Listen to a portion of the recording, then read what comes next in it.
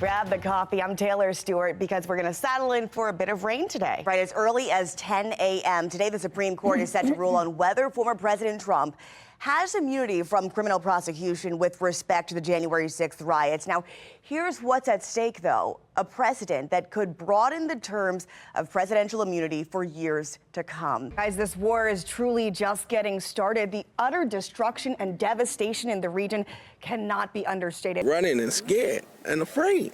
And playing out in real time today, we did see several students who were either coming to school or leaving the school building. If I walk you down here, thank you so much, Mr. Brown. If I walk you down here, just over here, over in this corner, we've seen several students go inside. We believe it's the gymnasium. Parents have come by, and they're all just trying to figure out what happened here today.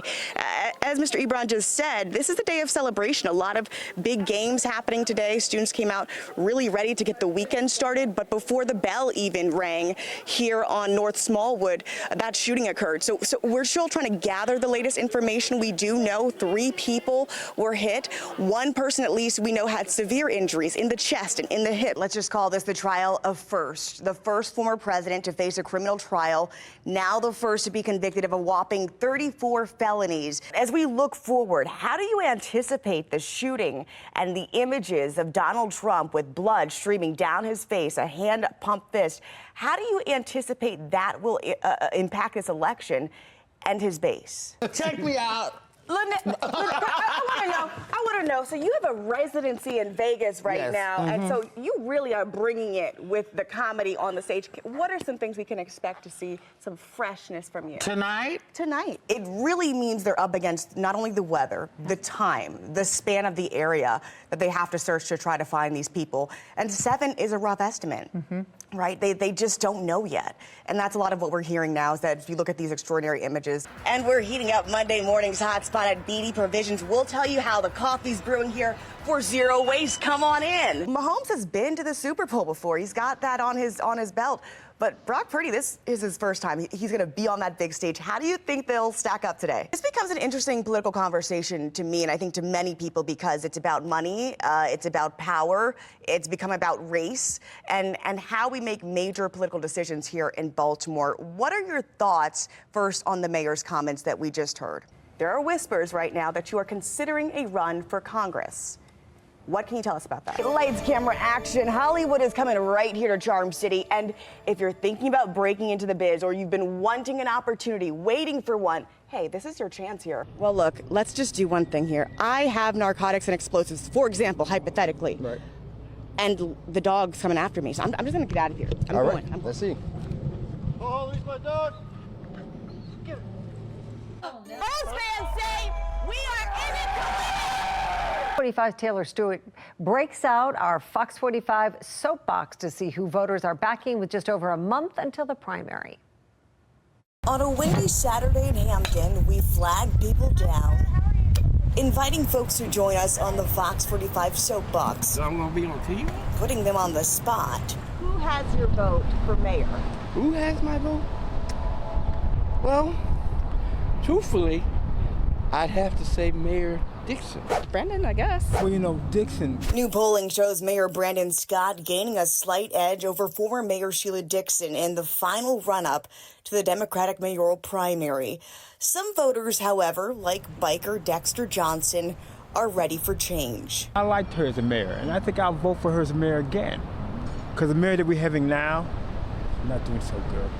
With the crime rate and the guns and the kids, you know, he had his turn, but nothing's changing. While retired city employee Stan Jansak, Brandon Scott, says he's sticking by his former boss. he knows the city. He's doing a good job.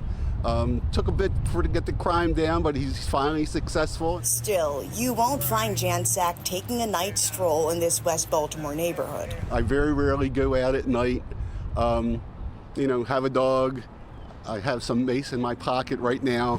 Nor Cordy Pine. Well, according to listening to him, we should be safer, but I'm still a little wary with that. Pine says she follows crime data released from the mayor's dashboard, and it shows non-fatal shootings are down year over year. But property crime, burglary, rape, those have gone up. He was really young to begin with, and I think some things I'd seen about him, I was impressed. But worth a second shot. To be honest with you, I haven't done enough research. A question even undecided voters like Nadia Butcher are narrowing in on. It would be policy, right? Like, what's going to happen systemically? What is their, goals to reduce juvenile crime? Maybe just day one, but let me tell you where the flock knows we're headed. Where are we going? Where are we going? Super Bowl! To the Super Bowl! The Super Bowl! Okay, let's not get ahead of ourselves. It's Houston, Texas.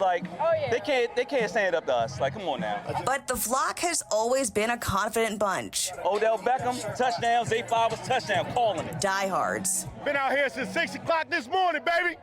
Hey, this Raven Nation, we here, we live. Rain or shine. It was raining when we got here. It don't stop us. Real Raven fans do real Raven things. Hyped. Very hyped. Because their man is back. Lamar Jackson, the best of the nation. Best quarterback ever, man. And he's the best quarterback in the league, and that's really all there is to it. Jackson hasn't played since last December when he exited the game early with a knee injury.